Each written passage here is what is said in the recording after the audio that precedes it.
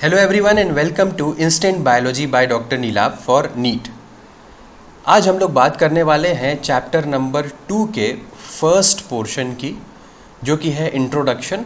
Class 11th का जो chapter number 2 है बायोलॉजी में, जिसका नाम है बायोलॉजिकल क्लासिफिकेशन, ये हम बिल्कुल NCERT वर्ड टू वर्ड जैसे है वैसे ही पढ़ेंगे। इसमें आपको प्रॉपर नोट्स भी मिलेंगे। जो भी मैं पढ़ाऊँगा अभी PDF फॉर्मेट में, इस आपको ये जो वीडियो अपलोड होगा उसी के जो डिस्क्रिप्शन है उसमें आपको इसके PDF फॉर्म में नोट्स भी अवेलेबल हो जाएंगे। तो एक एक चीज़, एक एक पॉइंट क्लियरिटी के साथ पढ़ेंगे। मैं ये भी बताता जाऊंगा कि कहाँ कहाँ से पहले क्वेश्चंस आ चुके हैं, तो वो भी देखेंगे। और साथ ही साथ जो कुछ एक्स्ट्रा पॉइंट्स हैं जो NCERT में नहीं दिए हुए हैं, उसके अलावा भी पूछे जाते हैं, उसके बारे में भी हम लोग बात करेंगे आज के क्लास में। तो this is the first class, introductory class है बायोलॉजिकल क्लासिफिकेशन, जो कि चैप्टर नंबर 2 है NCERT क्लास 11th का। ठीक है, तो सबसे पहली चीज़ जो यहाँ पे हमें समझनी है वो है कि बायोलॉजिकल क्लासिफिकेशन कब से शुरू हुआ। ठीक है, तो जो सबसे पहला पॉइंट है वो ये बताना चाहता हूँ कि this biological classification is not a new practice. ये बिल्कुल नई बात ऐसी कुछ भी नहीं है कि ये नई बात है, ये बहुत पहले से होता चला आ रहा है। This is a very very age old practice. ठीक है, पुरानी चीज़ है। बट जाहिर सी बात है कि पहले के समय में ये बायोलॉजिकल क्लासिफिकेशन जो था वो इतना एडवांस्ड, इतना साइंटिफिक नहीं हुआ करता था। तो उस समय क्या चीज़ें थीं, या उस समय classification on the basis of what, किस चीज़ के बेसिस पे क्लासिफिकेशन किया जाता था, इन चीज़ों को पहले डिस्कस करते हैं। तो जैसा मैंने बताया कि इनिशियली जो बायोलॉजिकल क्लासिफिकेशन था दैट वाज नॉन साइंटिफिक। यहाँ पे कोई भी साइंस का इस्तेमाल नहीं किया जाता था। क्यों? क्योंकि उस समय ज़रूरतें या साइंस इतना एडवांस नहीं था। उस समय तो सिर्फ मैं ये देखना चाहता था कि जो भी प्लांट्स हैं या जो भी एनिमल्स हैं मेरे किस काम आ सकते हैं। तो यही, ये जो किस काम आने वाली बात है ना, इसी को मैं यहाँ पे लिख रहा हूँ नीड टू यूज़ ऑर्गेनिजम्स। अब भाई आपको पता है कि प्लांट्स का क्या काम है, प्लांट्स का क्या रोल है, वो आपको फूड देते हैं। कुछ लोग एनिमल्स या कार्निवोरस भी होते हैं, तो एनिमल्स को भी खाने के तौर पे इस्तेमाल किया जा सकता है। दूसरी चीज़ क्या है कि क्लोथिंग के लिए इस्तेमाल किया जा सकता है, सिक्योरिटी के लिए इस्तेमाल किया जा सकता है, ट्रांसपोर्टेशन के लिए इस्तेमाल किया जा सकता है। तो सबसे पहली अगर मैं बात करूं, जैसे कि यहाँ पे मैंने मेंशन भी किया हुआ है फूडिंग। अब आपको पता है कि बहुत सारे प्लांट्स जो हैं वो फूड की तरीके से इस्तेमाल किया सकते हैं। जैसे मैं ब्रॉड एक कैटेगरी बताऊं कि जैसे कि मान लीजिए कि पोटैटो हो गया। ठीक है, पोटैटो हो गया। जैसे कि मान लीजिए टोमेटो हो गया। ठीक, what are these are vegetable के फॉर्म में इनको इस्तेमाल किया जा सकता है। ठीक है, फूड के फॉर्म में इनका इस्तेमाल किया जा सकता है। अब अगर मैं शेल्टर की बात करूं, तो शेल्टर कैसे मिल सकता है भाई? अगर किसी भी इंसान के जीवन की बात की जाए तो उसको सबसे इंपॉर्टेंट चीज़ें क्या है? रोटी, कपड़ा और मकान। तो रोटी क्या हो गया? फूड। कपड़ा क्या हो गया? क्लोथिंग, यहाँ पे मैंने मेंशन किया, अब इसके ऊपर भी आएंगे। और शेल्टर क्या हो गया? मकान। अब शेल्टर में क्या चीज़ें इस्तेमाल की जा सकती थी? जैसे कि प्लांट्स का जो टिम्बर हुआ करता था, या प्लांट्स जो लकड़ी को काट करके उसकी मदद से शेल्टर बनाया करते थे पहले के लोग। तो शेल्टर में भी आपके क्या इस्तेमाल हो सकता है? टिम्बर इस्तेमाल हो सकता है, या अलग अलग टाइप के यहाँ पे प्लांट्स का इस्तेमाल किया जा सकता है फॉर प्रोवाइडिंग शेल्टर। अगर मैं क्लोथिंग की बात करूँ, व्हाट अबाउट क्लोथिंग? अब क्लोथिंग किस तरीके से हो सकती है, या कपड़े किस तरीके से बनते हैं? पहले के ज़माने में क्या हुआ करता था? तो एक क्लोथिंग क्या किस तरीके से बनेगी? फाइबर की मदद से बनती है, राइट? तो जो भी प्लांट्स आपके फाइबर प्रोवाइड कर सकते हैं वो आपको क्लोथिंग के लिए इस्तेमाल किया जा सकता है। जैसे कि अगर मैं बताऊं तो सन हेम,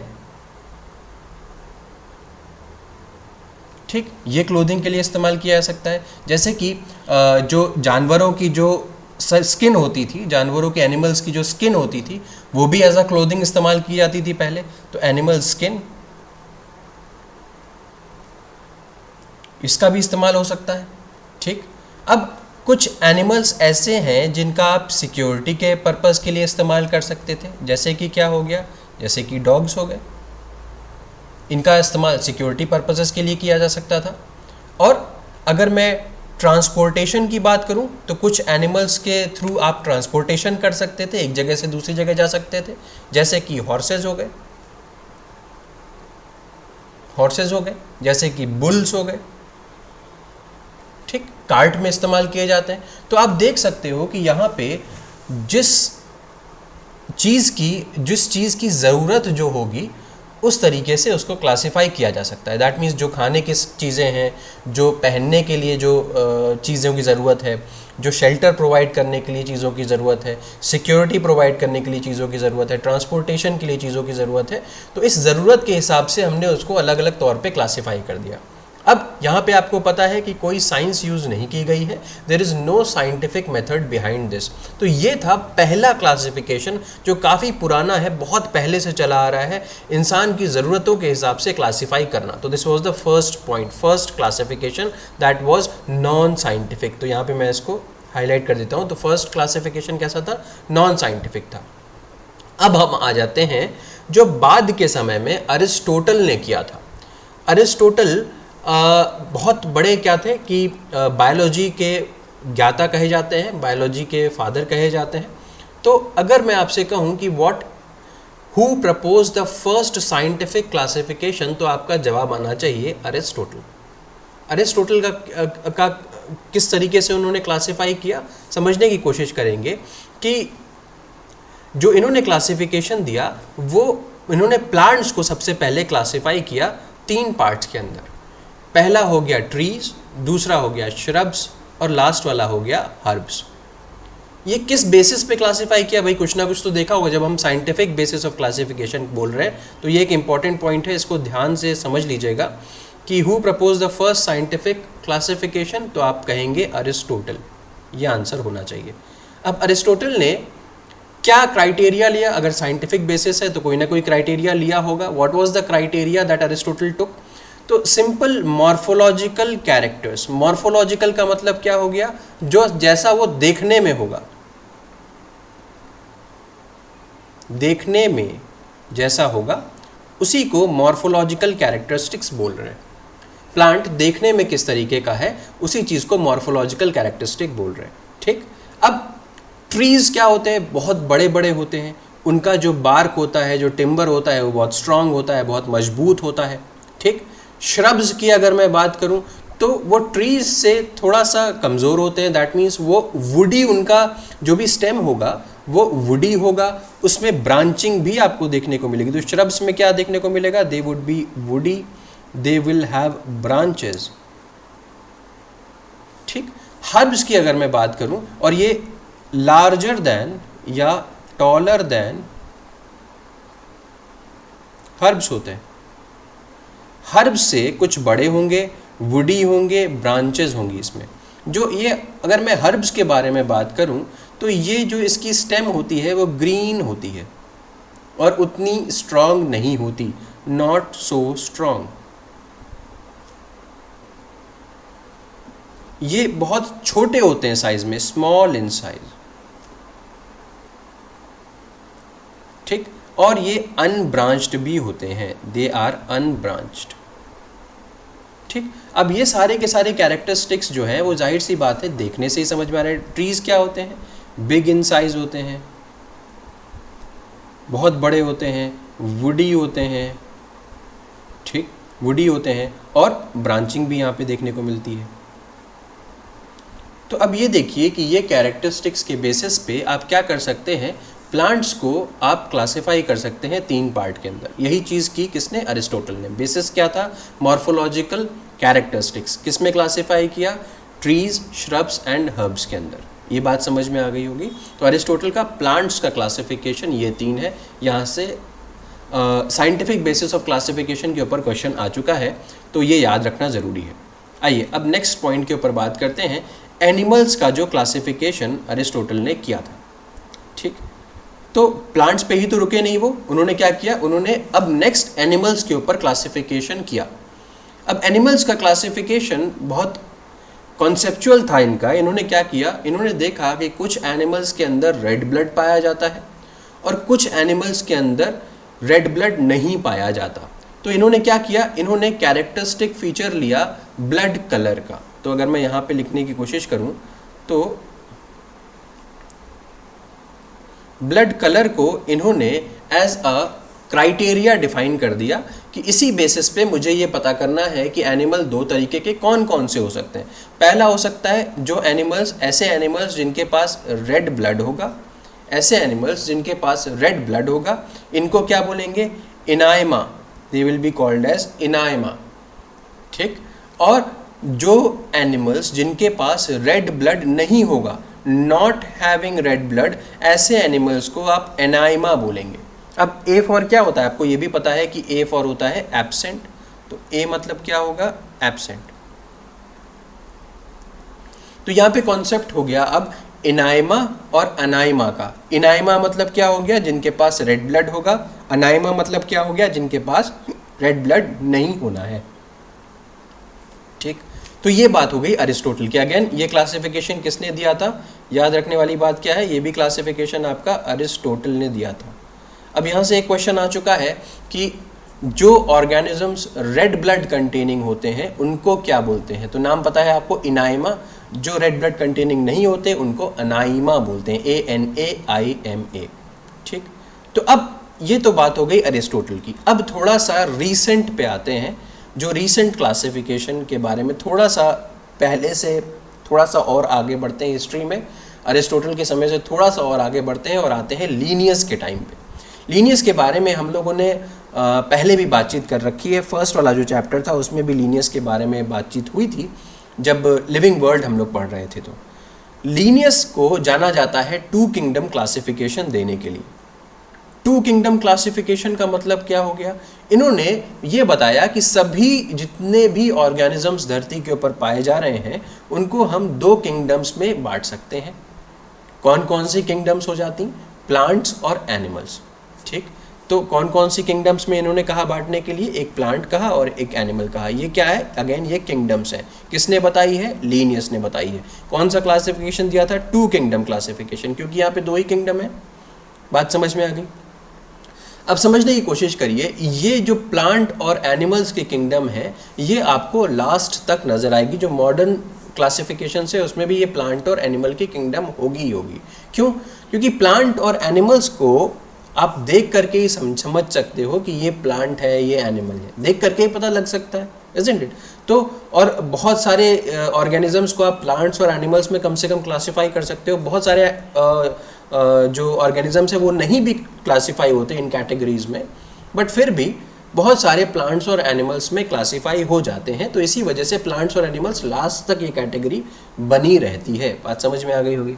अब आ जाते हैं कि इन्होंने प्लांट्स और एनिमल्स में क्लासीफाई क्यों किया, what was the reason behind this, इनका क्राइटेरिया क्या था, ठीक।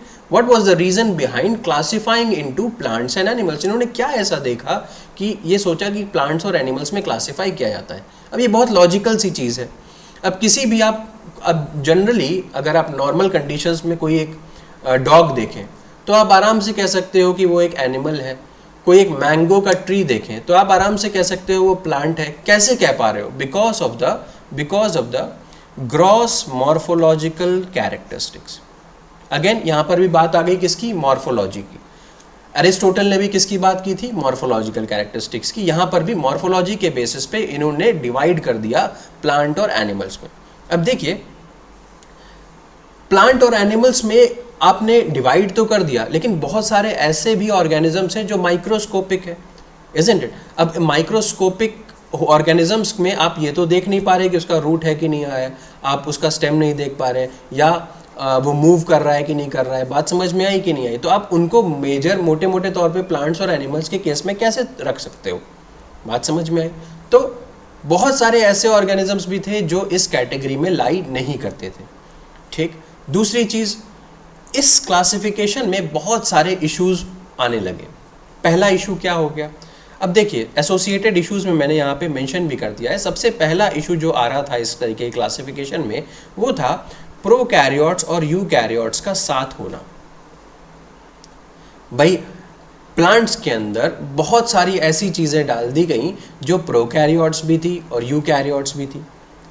साथ ही साथ यूनिसेल्युलर और मल्टीसेल्युलर एनिमल्स का साथ में, यूनिसेल्युलर और मल्टीसेल्युलर ऑर्गेनिजम्स का साथ में होना। नेक्स्ट फोटोसिंथेटिक और नॉन फोटोसिंथेटिक ऑर्गेनिजम्स का साथ होना, क्योंकि अगर आप प्लांटे के अंदर सारी चीज़ें डाल दे रहे हो तो भाई प्लांटी के अंदर ऐसी चीज़ें भी आ जाएंगी जो फोटोसिंथेसाइज कर सकती है, ऐसी चीज़ें भी आ जाएंगी जो नॉन फोटोसिंथेसाइज कर सकती है। तो सिर्फ आपने देख करके ये कर दिया कि ये प्लांट है और ये एनिमल है, इसमें बहुत सारे इश्यूज आने लगे। इसमें क्या होने लगा, बहुत सारे इश्यूज दिखने लगे। तो these are some associated issues जो मैंने आपको यहाँ पे बताए। यूनिसेलुलर और मल्टीसेलुलर अलग अलग नहीं है, प्रोकैरियोट्स और यूकैरियोट्स अलग अलग नहीं है, फोटोसिंथेटिक नॉन फोटोसिंथेटिक अलग अलग नहीं है, एक साथ एक ही कैटेगरी में है। तो this is not the correct classification system. हालांकि ये क्लासिफिकेशन सिस्टम बहुत लंबे समय तक चलता रहा, बट फिर भी this classification system was not the correct classification system. बात समझ में आ गई। तो अब आगे बढ़ते हैं कि और भी क्या रीजंस थे, और भी क्या एसोसिएटेड इश्यूज थे। तो और एसोसिएटेड इश्यूज में ये था कि बहुत सारे लार्ज नंबर ऑफ ऑर्गेनिजम्स ऐसे देखने को मिले जो कि क्लासीफाई ही नहीं हो पाए। जैसे मैंने आपको बताया, माइक्रोब्स की अगर मैं बात करूं तो माइक्रोब्स में आप कैसे देख पाओगे कि वो प्लांट है कि एनिमल है, ठीक है।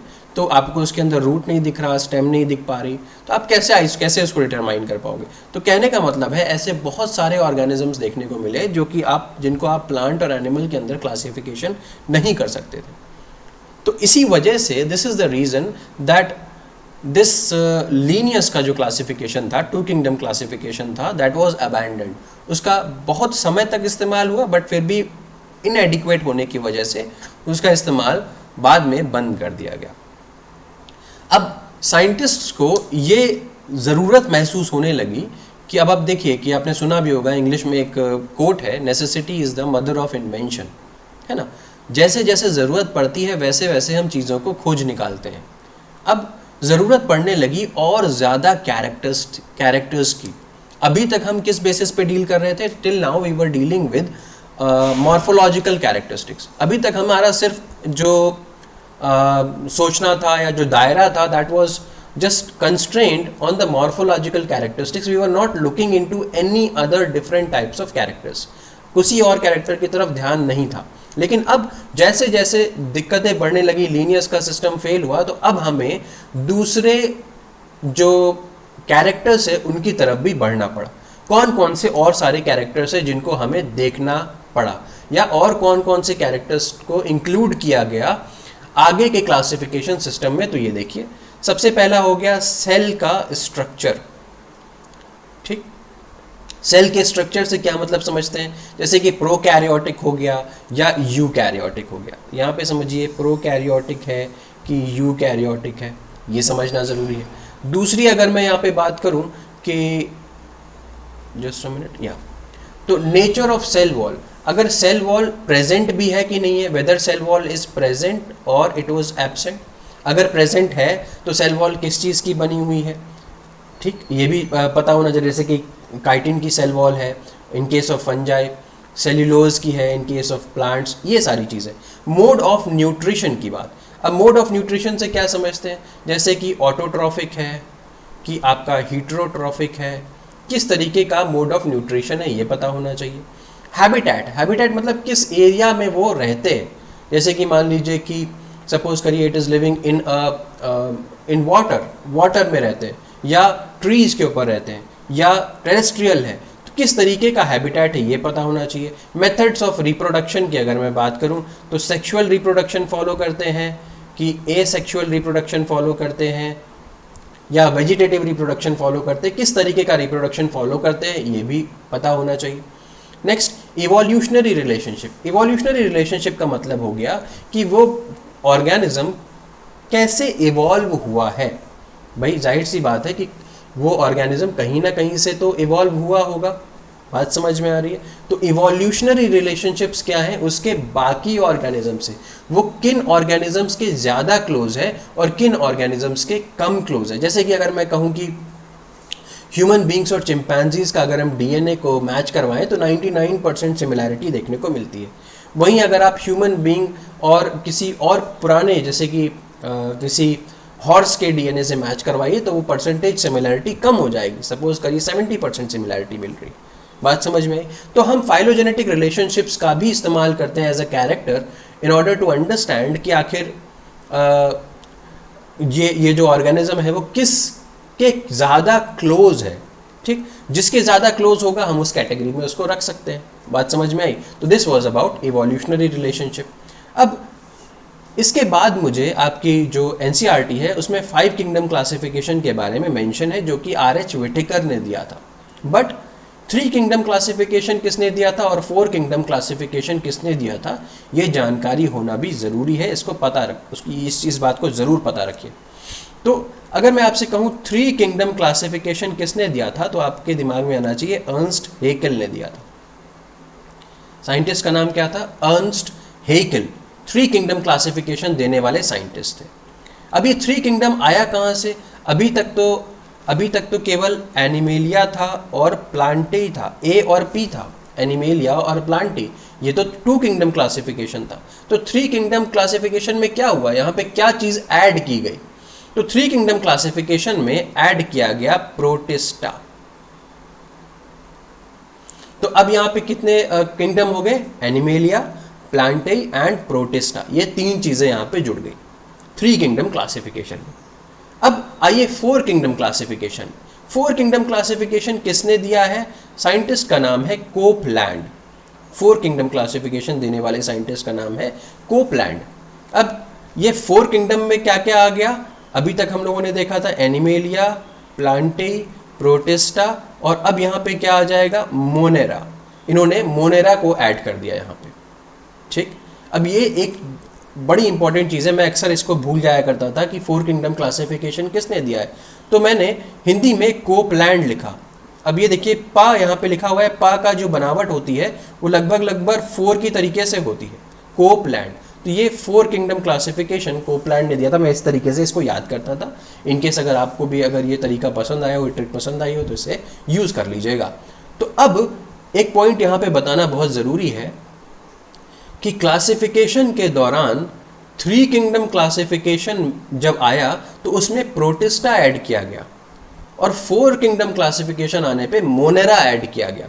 और हम लोग लिखते कैसे हैं? मोनेरा, प्रोटिस्टा, फंजाई, प्लांटेई, एनिमेलिया, है कि नहीं? तो मोनेरा पहले लिखते हैं, उसके बाद प्रोटिस्टा लिखते हैं, उसके बाद फंजाई लिखते हैं, उसके बाद प्लांटे लिखते हैं, उसके बाद एनिमेलिया लिखते हैं। तो ये 5 किंगडम क्लासिफिकेशन की बात है। लेकिन अगर आप देखिए तो 3 किंगडम क्लासिफिकेशन में प्रोटिस्टा ऐड पहले हो चुका था और बाद में कोपलैंड ने मोनेरा ऐड किया। तो ये पूछा जा सकता है एग्जाम में कि कौन सा पहले ऐड हुआ था। तो ऐड 3 किंगडम क्लासिफिकेशन में पहले ही प्रोटिस्टा ऐड हो चुका था, फिर 4 किंगडम क्लासिफिकेशन में मोनेरा ऐड हुआ, ठीक। यहाँ तक की बात समझ में आ गई होगी। किसने किसने ये क्लासिफिकेशंस दिए थे वो समझ में आ गए होंगे। अब आइए नेक्स्ट पॉइंट पे। आर.एच. व्हिटेकर ने 5 किंगडम क्लासिफिकेशन दिया। कौन कौन से यहाँ पे किंगडम्स आए? मोनेरा आया, प्रोटिस्टा, फंजाई, प्लांटेई और एनिमेलिया। फिर से समझ लीजिए, 3 किंगडम क्लासिफिकेशन में प्रोटिस्टा ऐड हो गया था, 4 किंगडम क्लासिफिकेशन में मोनेरा ऐड हो गया, उसके बाद प्लांटेई और एनिमेलिया पहले से ही था। तो आर.एच. व्हिटेकर ने क्या किया? आर.एच. व्हिटेकर ने कौन सा किंगडम यहाँ पे ऐड किया? इन्होंने फंजाई ऐड कर दिया था, ठीक है। अगर आपसे कोई पूछे कि 5 किंगडम क्लासिफिकेशन में कौन सा किंगडम ऐड हुआ था, तो आपका जवाब सिंपल सा होना चाहिए कि यहाँ पे फंजाई वाला किंगडम ऐड हुआ था। पहले से ही मोनेरा, प्रोटिस्टा, प्लांटे और एनिमेलिया पहले से ही थे। अब आर.एच. व्हिटेकर ने कौन कौन सी चीज़ों का या कौन कौन से क्राइटेरिया का इस्तेमाल किया था क्लासिफिकेशन बताने के लिए, या 5 किंगडम क्लासिफिकेशन को डिनोट करने के लिए इन्होंने क्या क्या सिस्टम्स का इस्तेमाल किया था, ये बात पता होनी चाहिए, ठीक। तो चलिए इसको देख लेते हैं कि कौन कौन से क्राइटेरिया थे क्लासिफिकेशन के लिए। सबसे पहला क्राइटेरिया था आपका सेल स्ट्रक्चर, दूसरा था बॉडी ऑर्गेनाइजेशन, तीसरा था मोड ऑफ न्यूट्रिशन, चौथा था रिप्रोडक्शन और पांचवा था फाइलोजेनेटिक रिलेशनशिप। इसके बारे में मैं पहले ही बता चुका हूँ कि ये क्या क्या थे। इसको याद करने का एक ट्रिक समझ लीजिए। अगर ये आपको वैसे ही याद हो जाता है तो बहुत अच्छी बात है, अगर नहीं होता है तो इसको याद करने का एक बहुत अच्छा ट्रिक है मेरे पास। इस ट्रिक को समझ लीजिए, आपका प्रॉब्लम जो है वो सॉल्व हो जाएगा, ठीक। कौन सी ट्रिक है जी? तो सबसे पहले यहाँ पे याद करना है कि रीड PCMB। अब PCMB आपको सबको पता है, फिजिक्स, केमिस्ट्री, मैथ, बायोलॉजी, इसको पढ़ना है हम लोग को एज अ स्टूडेंट, इसको पढ़ना होता है, रीड PCMB। तो रीड का R लिख लीजिए, रीड का R, ठीक। और P, ये R का मतलब क्या हो गया, this R is for reproduction, this R is for reproduction. Next P है यहाँ पे, P का मतलब क्या हो गया, फाइलोजेनेटिक रिलेशनशिप। C का मतलब क्या हो गया, सेल का स्ट्रक्चर, सेल स्ट्रक्चर। M का मतलब क्या हो गया, मोड ऑफ न्यूट्रिशन।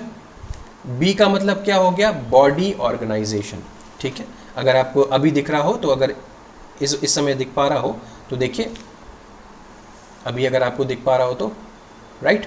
तो PCMB हम लोगों ने यहाँ पे देखा।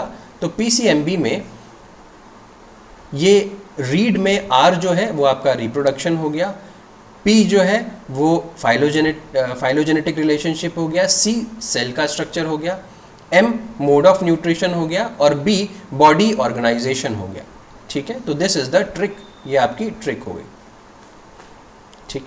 चलिए, तो अब नेक्स्ट आ जाते हैं, ये ट्रिक इंपॉर्टेंट है, इसको ध्यान रखिएगा, क्योंकि यहाँ से criteria of classification in 5 kingdom classification पूछा गया है। दूसरी चीज़ पूछी गई है कि ये 5 किंगडम क्लासिफिकेशन किसने दिया है, तो आपको पता होना चाहिए व्हिटेकर ने दिया है। क्या ऐड किया था, पता होना चाहिए फंजाई ऐड किया गया था। अब कौन कौन सी किंगडम बन गई हैं ये पता होना चाहिए, और क्लासिफिकेशन का क्राइटेरिया पता होना चाहिए, ठीक। अब आ जाते हैं 3 डोमेन सिस्टम में। इंपॉर्टेंट कॉन्सेप्ट है, 3 डोमेन सिस्टम का मतलब क्या है। अब देखिए, 3 डोमेन सिस्टम को देने वाले साइंटिस्ट का नाम है कार्ल वूजे, ये साइंटिस्ट का नाम है। इन्होंने ही 3 किंगडम क्लासिफिकेशन दिया था। अब इन्होंने क्या कहा, अभी देखिए, अभी हम लोग 5 किंगडम क्लासिफिकेशन पढ़ करके आ रहे हैं। क्या क्या पढ़ा था 5 किंगडम क्लासिफिकेशन में, मोनेरा, प्रोटिस्टा, फंजाई, प्लांटेई और एनिमेलिया, यही तो पढ़ा था। जरा देखो, फिर से यहाँ पे लिखता हूँ मैं, मोनेरा, प्रोटिस्टा, फंजाई, प्लांटेई और एनिमेलिया। तो ये हो गया फर्स्ट, सेकेंड, थर्ड, फोर्थ और फिफ्थ, ये 5 किंगडम क्लासिफिकेशन हम लोग पढ़ करके आ रहे हैं। कार्ल वूजे ने क्या कहा कि हम लोग मोनेरा को 2 किंगडम में इसको फर्दर डिवाइड कर सकते हैं, या मोनेरा को हम लोग, इन्होंने कहा मोनेरा को आप 2 डोमेन में डिवाइड कर दीजिए। क्या कहा, मोनेरा को 2 डोमेन में डिवाइड कर दीजिए। देखिए, मोनेरा को कौन कौन सी 2 डोमेन में डिवाइड करने को बोला इन्होंने बोला यू बैक्टीरिया में कर दीजिए और आर्काई बैक्टीरिया में कर दीजिए, ठीक। क्या बेस लेकर के करिए, आखिर क्या बेस है भाई, बिना मतलब का तो कोई चीज़ कर नहीं जा सकती, साइंस है, कोई मजाक तो है नहीं। किस बेसिस पे क्लासिफिकेशन किया इन्होंने, मोनेरा का इन्होंने जो क्लासिफिकेशन किया यू बैक्टीरिया और आर्की बैक्टीरिया के अंदर, वो 16S राइबोसोमल आरएनए के बेसिस पे किया। अब आपको पता होगा कि ये 16S राइबोसोमल आरएनए जो है वो स्मॉलर सब यूनिट ऑफ राइबोसोम जो होता है उसका पार्ट है, और उसी की मदद से, उसी की सीक्वेंसिंग के मदद से हम यहाँ पे 2 डोमेन्स के अंदर इसको क्लासिफाई कर रहे हैं। किसको, मोनेरा को। किसने करवाया था, कार्ल वूजे ने। अब ये 2 डोमेन्स कौन कौन सी हो गई, यू बैक्टीरिया और आर्की बैक्टीरिया, बात समझ में आ गई। अब ये जो आर्की बैक्टीरिया और यू बैक्टीरिया हो गया, इसको इन्होंने कहा कि ये हम 2 किंगडम्स कंसिडर कर लेते हैं। यू बैक्टीरिया को किंगडम जो नाम दिया गया, this kingdom was you bacteria only.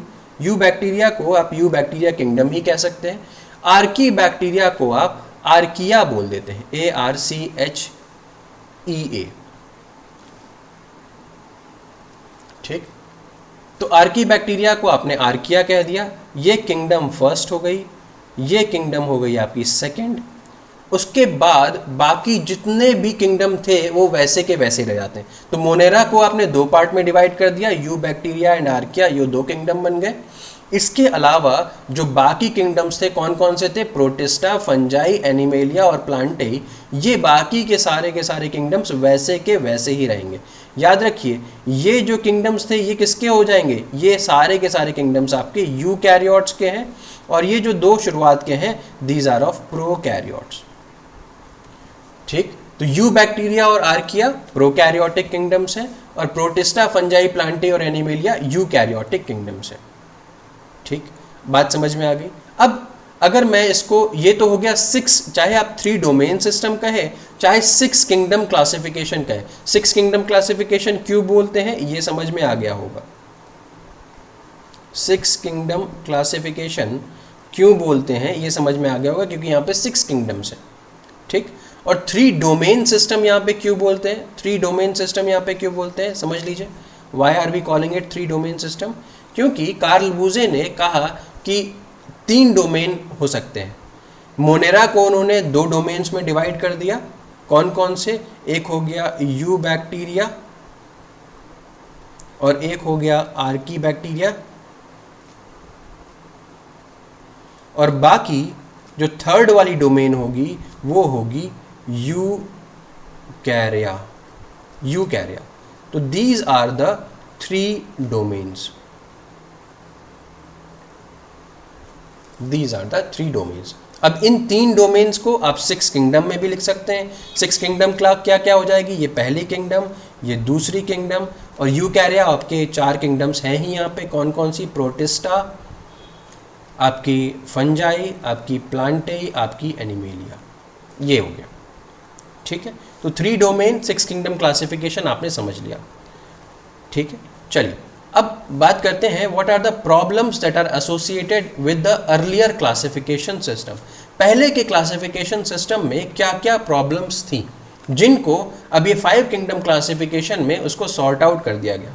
अब देखिए, अगर आप गौर करिए तो bacteria, blue green algae, fungi, mosses, ferns, gymnosperms और एंजियोस्पर्म्स, ये सब जितने भी हैं यहाँ पे, all of them are coming, या पहले की बात करें तो ये सारे के सारे किस में आ जा रहे थे? प्लांटे के अंदर आ जा रहे थे। जो अगर हम लीनियस के क्लासिफिकेशन की बात करें तो bacteria, BGA, fungi, mosses, ferns, gymnosperms, angiosperms, ये सब के सब किस में आ जा रहे थे? एक ही साथ इकट्ठा कर दिए गए थे, एक साथ जोड़ दिया गया था, इनको एक साथ रख दिया गया था। बात समझ में आई? अब ये तो एक साथ रहने वाले हैं नहीं। क्यों नहीं एक साथ रह सकते? क्योंकि इसकी प्रॉब्लम है। देखिए, यहाँ पे प्रोकैरियोटिक सिस्टम और यूकैरियोटिक सिस्टम्स में अंतर रखा ही नहीं गया। कैसे कह सकते हैं ऐसे? क्योंकि अगर आप देखिए तो बैक्टीरिया, ब्लू ग्रीन एल्गी, ये दोनों के दोनों क्या हैं? These are prokaryotic systems. Bacteria और ब्लू ग्रीन एल्गी आपके प्रोकैरियोटिक सिस्टम्स हैं, लेकिन fungi, mosses, ferns, gymnosperms, angiosperms, ये सारे के सारे यूकैरियोटिक सिस्टम। अब यहाँ पे क्या हुआ है? प्रोकैरियोटिक और यूकैरियोटिक सिस्टम को एक साथ रख दिया गया है, जो कि ठीक बात नहीं है। ये पहली कमी थी आपके अर्लियर क्लासिफिकेशन सिस्टम की। ठीक, नेक्स्ट आते हैं unicellular and multicellular organisms are together. यहाँ पे यूनिसेल्युलर और मल्टीसेल्युलर ऑर्गेनिजम्स को एक साथ रख दिया गया। जैसे कि अगर मैं बताऊँ तो क्लेमाइडोमोनास क्या है? यूनिसेल्युलर है। स्पाइरोगाइरा क्या है? मल्टी सेल्युलर है। यहीं पे एक साथ रख दिया गया, इसको एक ही कैटेगरी के अंदर डाल दिया गया। ये चीज़ तो ठीक नहीं है। दूसरी चीज़, अगर मैं दूसरा एग्जाम्पल दूँ तो आप देख सकते हो कि यूनिसेल्युलर क्या है? आपका बैक्टीरिया है। यहाँ पे अगर आप एंजियोस्पर्म या जिम्नोस्पर्म को देखिए, ये सारे के सारे क्या है? All of them are multi cellular. तो यूनिसेल्युलर और मल्टी सेल्युलर को एक साथ रखना, अगेन ये बहुत बड़ी गलती थी जो यहाँ पे आप देख पा रहे हो। ठीक, एग्जाम्पल मैं अगर यहाँ पे लिख दूँ तो यूनिसेल्युलर में आपका बैक्टीरिया हो गया, मल्टी सेल्युलर में एंजियो हो गया या जिम्नो हो गया।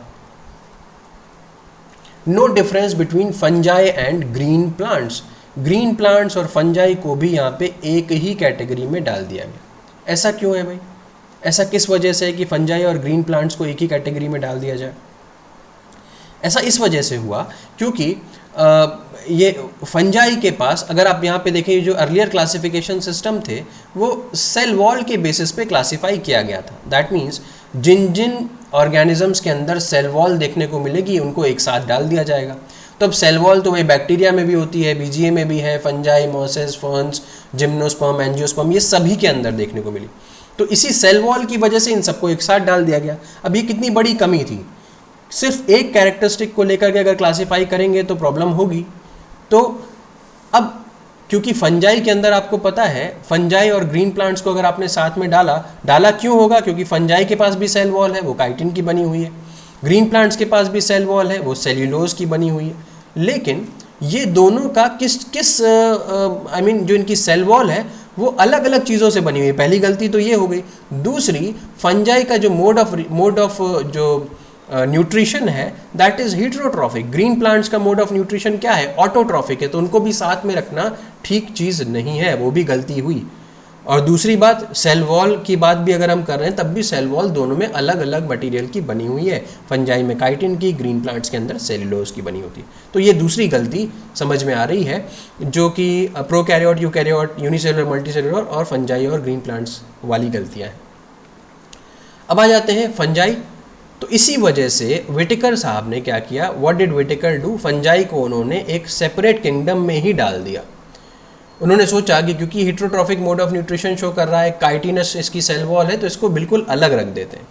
मोनेरा को उन्होंने प्रोकैरियोटिक ऑर्गेनिजम्स बताया। जितने भी प्रोकैरियोटिक ऑर्गेनिजम्स हैं वो सारे के सारे मोनेरा में पटक दिए, प्रोकैरियोटिक ऑर्गेनिज्म। प्रोटिस्टा के अंदर क्या रखा? जितने भी यूनिसेलुलर यूकैरियोटिक ऑर्गेनिजम्स हैं, अमीबा जितना भी सब कुछ है वो प्रोटिस्टा के अंदर डाल दिया। अब चाहे पैरामीशियम हो, चाहे अमीबा हो, चाहे क्लेमाइडोमोनास हो, चाहे क्लोरेला हो, ये सब यूनिसेलुलर यूकैरियोट्स होते हैं। बात समझ में आई? ये पहले क्या थे? पहले ये क्योंकि सेल वॉल के बेसिस पे क्लासिफाई किया गया था, इसीलिए इनको प्लांट्स के साथ एक साथ डाल दिया गया था। बट ये चीज़ ठीक नहीं है, क्योंकि ये यूनिसेलुलर यूकैरियोट है, तो इनके लिए एक अलग किंगडम बना दी गई, प्रोटिस्टा। तो क्लेमाइडोमोनास हो, चाहे क्लोरेला हो, चाहे पैरामीशियम हो, चाहे अमीबा हो, ये सारे के सारे एक ही साथ अब एक साथ प्रोटिस्टा के अंदर आ सकते हैं। हालांकि आपको पता है कि अमीबा के अंदर सेल वॉल नहीं होती, पैरामीशियम के अंदर सेल वॉल नहीं होती, बट पहले ये प्लांट किंगडम में थे। क्यों? क्योंकि ये सेल वॉल इनके पास पाई जा रही थी, ठीक। लेकिन अब इनको हटा दिया गया है प्लांट किंगडम से, प्रोटिस्टा के अंदर डाल दिया गया, जो कि बिल्कुल सही कदम था। नेक्स्ट, अब अगर मैं इसके अलावा एक और पॉइंट यहाँ में बताना चाहूँ तो पूछा जा सकता है एग्जाम में कि सबसे रीसेंट कैरेक्टरिस्टिक्स कौन सा है जिसके बेसिस पे क्लासिफिकेशन किया जा रहा है। तो जैसे मैं पहले ही बता चुका हूँ, तो फाइलोजेनेटिक या इवोल्यूशनरी रिलेशनशिप ये सबसे ज़्यादा रीसेंट कैरेक्टर है, इसके बेसिस पे क्लासिफिकेशन में हेल्प मिल रही है। इसके पहले मॉर्फोलॉजिकल कैरेक्टरिस्टिक्स या फिजियोलॉजिकल या रिप्रोडक्टिव सिमिलैरिटीज़, इनके बेसिस पे क्लासिफिकेशन होता था। बट अब नए नए कैरेक्टर्स इंट्रोड्यूस किए जा रहे हैं, जिसमें सबसे ज़्यादा रीसेंट कौन सा है? फाइलोजेनेटिक या इवोल्यूशनरी रिलेशनशिप। इसके अलावा एनसीईआरटी के अंदर एक टेबल बनाई हुई है, उसमें बताया गया है प्रोटिस्टा, आपका मोनेरा, आपका फंजाई, प्लांटे और एनिमेलिया की क्या क्या सेलिएंट फीचर्स हैं, उसके बारे में मैं डिस्कशन करूँगा। यूज़फुल ट्रिक्स के साथ बताऊंगा उसको, ताकि आपको वो और अच्छी तरीके से याद हो जाए। इस वीडियो में मैंने उसको नहीं जोड़ा क्योंकि वीडियो बहुत लंबा हो रहा था। तो उम्मीद है कि ये लेक्चर आपको पसंद आया होगा। अगर पसंद आया है तो इसे लाइक करिए, मेरे चैनल को सब्सक्राइब करिए और अपने बाकी फ्रेंड्स के साथ भी इसको डिस्कस करिए। इस वीडियो के जो कुछ भी मैंने यहाँ पे PDF में समझाया है वो आपको इस डिस्क्रिप्शन बॉक्स में, इस वीडियो के डिस्क्रिप्शन बॉक्स में अवेलेबल हो जाएगा, वहाँ से आप उसको डाउनलोड करके पढ़ सकते हैं। Thank you so much and have a good day.